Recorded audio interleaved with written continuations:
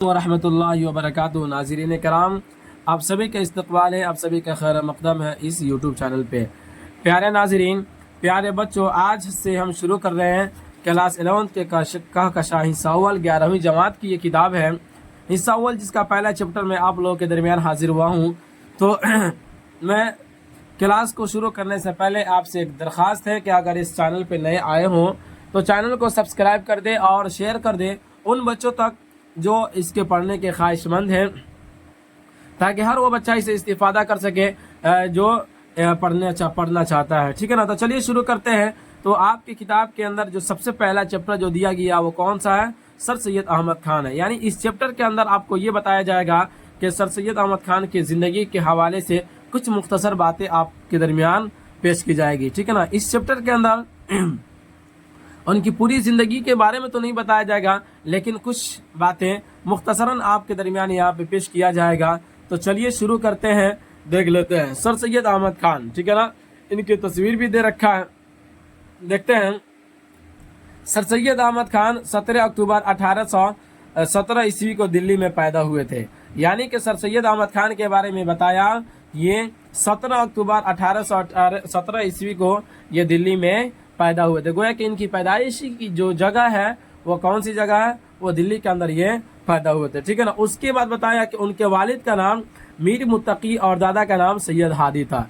यानी इनके वालिद साहब जो थे मीर मुत्तकी साहब थे और इनके दादा साहब जो थे वो कौन थे? सैयद हादी साहब थे। ठीक है ना। आगे देखते हैं। उनके असलाफ शाहजहां के ज़माने में हिंदुस्तान आए और मुख्तलिफ बड़े ओहदों पर फायज हुए। ये घराना बेहद मुअज़्ज़ज़ और मजहबी था। यानी इनके आबाओ अजदाद के बारे में बताया। असलाफ का मतलब वही होता है आबाओ अजदाद, इनके दादा परदादा के बारे में जिक्र किया कि इनके असलाफ जो थे ना, यानी इनके दादा परदादा जो थे वो शाहजहां के ज़माने में हिंदुस्तान में आते हैं और वहीं से क्या हुआ कि बड़े मुख्तलिफ बड़े बड़े ओहदों पर ये उनको फायज भी किया गया, बड़े बड़े ओहदों पर वो फायज भी हुए। और दूसरी चीज़ ये बताया इसके अंदर कि इनका जो घराना था, यानी सर सैयद अहमद खान का जो घराना था वो क्या था? बेहद मुअज़्ज़ज़ और मजहबी था। सर सैयद अहमद खान की इब्तिदाई तालीम उनकी माँ अज़ीज़ुन निसा बेगम के ज़रिए हुई, जिन्होंने कुरान करीम के चंद पारे और उर्दू की इब्तिदाई किताबें पढ़ाई। यानी क्या कहा इन्होंने कि सर सैयद अहमद खान की इब्तिदाई तालीम जो हुई थी, इब्तिदाई तालीम का मतलब होता है कि शुरुआती तालीम। ठीक है ना। कहा जाता है कि सर सैयद अहमद खान की इब्तिदाई तालीम जो हुई थी वो उनकी माँ अज़ीज़ुन निसा, इनकी माँ का नाम जो था वो क्या था? अज़ीज़ुन निसा बेगम था। ठीक है ना। माँ ही से ये अपनी इब्तिदाई तालीम हासिल किए थे। इनकी माँ ने इनको कुरान करीम के चंद पारे पढ़ाई थी और उसके बाद उर्दू की कुछ किताबें पढ़ाई थी। इसलिए कहा जाता है कि माँ और बाप का पढ़ा होना बहुत ज़रूरी होता है। अगर बाप अगर पढ़ा लिखा ना हो तो फिर चलेगा, लेकिन माँ का पढ़ा लिखा होना बहुत ज़रूरी होता है। चूँकि बच्चों की परवरिश में सबसे ज़्यादा अगर किसी का योगदान होता है, सबसे ज़्यादा अगर किसी का योगदान होता है तो वो माँ का होता है। चूँकि कहा जाता है कि सबसे पहला टीचर अगर कोई होता है बच्चों के लिए तो उसकी माँ होती है। अगर माँ पढ़ी लिखी नहीं रहेगी तो फिर अपने बच्चों को सही राह पे नहीं ला सकती। ठीक है ना। उसी को यहाँ पर देखिए, यहाँ पर इन्होंने कहा कि सर सैयद अहमद खान की इब्तिदाई तालीम जो है इनकी माँ ही से हासिल हुई और उर्दू की चंद किताबें पढ़ाई, कुरान करीम के चंद पारे भी पढ़ाई थी। उसके बाद आगे देखिए, उन्होंने बेटे की तरबियत भी बहुत खुश उसलूबी से की। क्या कहते हैं कि बेटे की तरबियत, यानी कौन? इनकी माँ जो थी अज़ीज़ुन निसा बेगम जो थी, ये अपनी बेटी की तरबियत भी बहुत खुश उसलूबी के साथ की थी। खुश उसलूबी का मतलब होता है बड़ी अच्छे तरीक़ा से, उम्दा तरीक़ा से ये की थी। चूँकि सैयद अहमद खान का बचपन अपनी नानिहाल में गुजरा था, लिहाजा उनकी ज़हनी तरबियत में उनके नाना ख्वाजा फरीदुद्दीन का भी बड़ा हाथ रहा है। चूँकि देखिए, जो इंसान जहाँ रहता है ना उसके माहौल, वहाँ के माहौल में ढल ही जाता है। ये फितरत की चीज़ है, ये फितरी बात है कि इंसान जिस माहौल में रहता है उस माहौल में जिस माहौल में उसकी परवरिश होती है वो उस माहौल में ढल ही जाता है। उसी को यहाँ पे कहा कि उनकी ज़हनी तरबियत में उनके नाना ख्वाजा फरीदुद्दीन का भी बड़ा हाथ रहा है। चूँकि सैयद अहमद खान जो थे वो कहाँ इनकी परवरिश हुई थी? अपने नानिहाल में। गोया कि इनका बचपन जो गुजरा था वो कहाँ गुजरा था? इनकी नानिहाल में गुजरा था। और इसी वजह से कहा कि इनके नाना साहब जो थे फरीदुद्दीन साहब, इनकी ज़हनी तरबियत में, यानी इनको तरबियत देने में, इनको अच्छाई के राह पे लाने में इनका भी बहुत बड़ा हाथ रहा है। चलिए आगे देखते हैं। सर सैयद ने मशहूर आलिम दीन मौलाना हमीदुद्दीन और दीगर असातिज़ा से कसब फैज़ हासिल करते हुए अरबी फ़ारसी तिब और रियाजी की तालीम हासिल की। यानी इनकी तालीम के बारे में बताया कि सर सैयद अहमद साहब जो थे मशहूर आलिम दीन, यानी उनके ज़माने में ये मौलाना हमीदुद्दीन साहब जो थे वो काफ़ी ज़्यादा प्रसिद्ध थे, काफ़ी ज़्यादा मशहूर थे, और दीगर असातिज़ा से इन्होंने इल्म हासिल की, जिसमें बताया गया कि अरबी फ़ारसी और तिब यानी डॉक्टरी लाइन से भी इन्होंने अपनी पढ़ाई को थोड़ा सा पढ़ाई की थी। ठीक है ना। रियाजी तालीम, रियाजी का मतलब होता है यानी हिसाब, यानी इन्होंने मैथ वगैरह भी पढ़ा था। रियाजी वही मैथ वगैरह को कहा जाता है, उर्दू में रियाजी कहा जाता है। ठीक है ना। चलिए आगे देखते हैं यहाँ पर। सर सैयद ने मशहूर आलिम दीन मौलाना हमीदुद्दीन और दीगर असातिज़ा से कसब फैज़ करते हुए अरबी फ़ारसी तिब और रियाजी की तालीम हासिल की। यानी ये कहते हैं इसमें कि सर सैयद अहमद खान जो थे वो उनके ज़माने के जो सबसे मशहूर आलिम दीन मौलाना हमीदुद्दीन साहब जो थे उनसे इन्होंने तालीम हासिल की, और इनके अलावा और भी दीगर असातिज़ा से इन्होंने तालीम हासिल की, जिसके अंदर बताया गया कि ये अरबी फ़ारसी तिब और रियाजी तालीम यानी मैथ और डॉक्टरी का भी कुछ इल्म इन्होंने हासिल किया था। चलिए आगे देखते हैं। 1936 ईस्वी में 19 बरस की उम्र में सर सैयद अहमद खान की शादी पारसा बेगम से हो गई। किन से हो गई इनकी शादी? पारसा बेगम से हुई। अपने वालिद की वफात के बाद 1838 ईस्वी में वह ईस्ट इंडिया कंपनी में आरजी सरिश्तादार मुकर्रर हुए। यानी ये कहते हैं कि 19 बरस की उम्र में इनकी शादी पारसा बेगम से हो गई, और वालिद की वफात के बाद वह ईस्ट इंडिया कंपनी में ये इनकी आर्जी तौर पर इनका क्या हो गया, जॉब लग गया। यानी वहाँ पे आर्जी तौर पर ये काम करने लगे। आर्जी का मतलब होता है कुछ देर के लिए, ठीक है ना, और इसी के आर्जी तौर पर वो वहाँ पे मुकर्रर हुए और वहाँ पे वो काम करने लगे।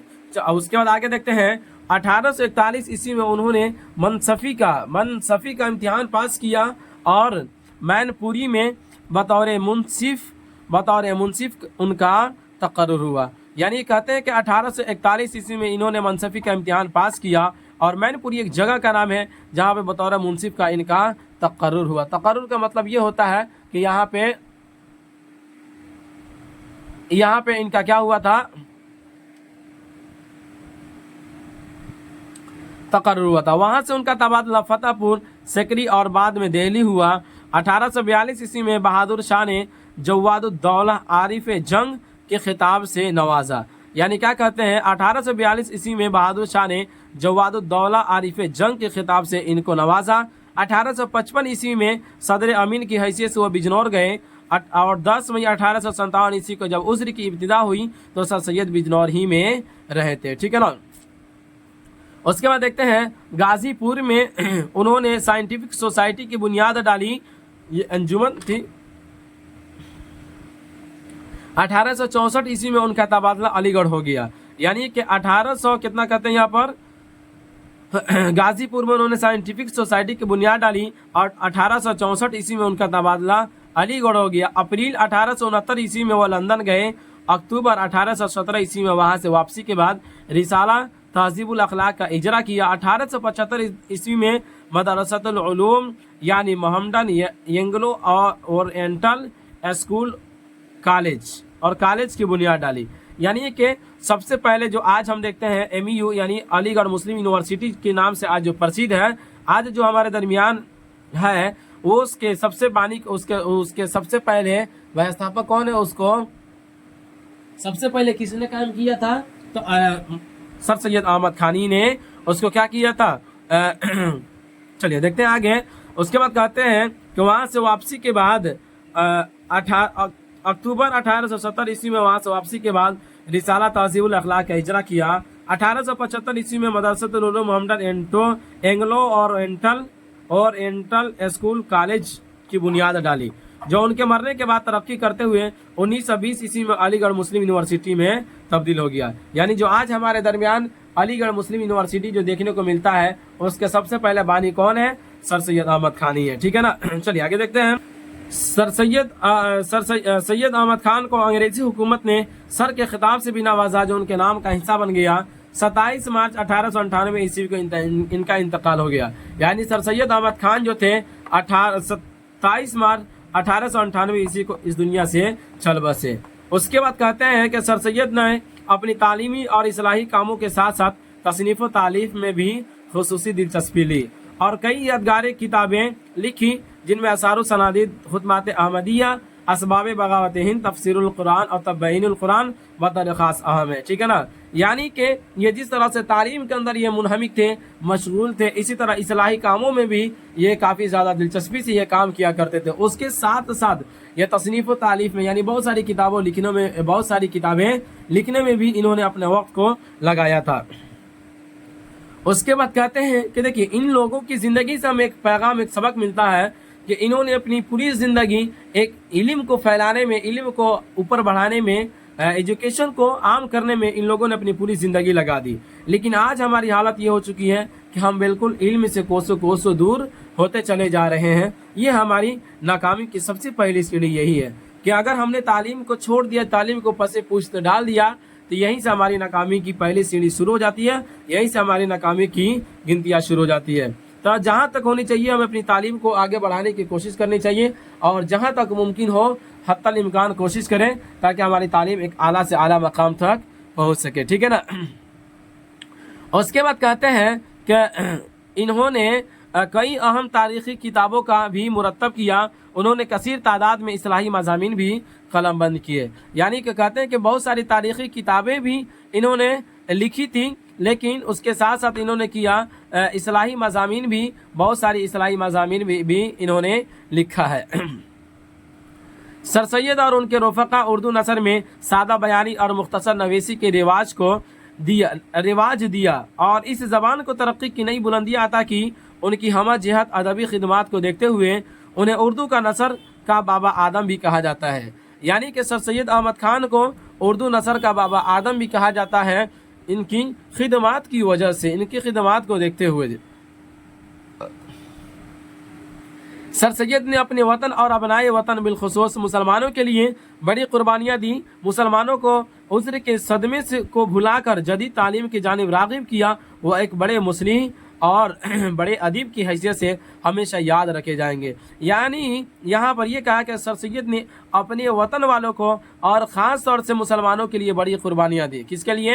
مسلمانوں کے لیے بڑی قربانیاں دی، اور مسلمانوں کو بتایا کہ تمہارے اوپر جو بھی پریشانیاں آج آئی ہے اور جو کل بھی آئی تھی، تم اس کو کیا کر لو، بھلا کر ایک نئی سرے سے تم اپنی زندگی کو گزارو اور اپنی تعلیم پر لگ جاؤ۔